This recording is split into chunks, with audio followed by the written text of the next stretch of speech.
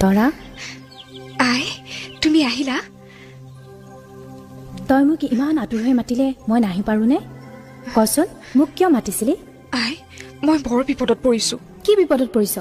মোক খুলি কচোন বাইদেউহঁতে মোক ভাত ৰান্ধিবলৈ দিছে বাইদেউহঁতে মানে তোৰ সতিনীহঁতে হয় আই বুজিলোঁ মই যিটো ভয় কৰিছিলোঁ সেইটোৱে হ'ল ঠিক আছে ময়ো ইয়াৰ যথাযথ উত্তৰ দিব লাগিব কি হ'ল আই তুমি একো নকলা যে শুন তৰা তই একো চিন্তা নকৰিবি কেনেকৈ ৰান্ধিব লাগে মই কৈ দিছোঁ শুন এটা চৰুত অলপ পানী দি তাতে অলপ চাউল দিবি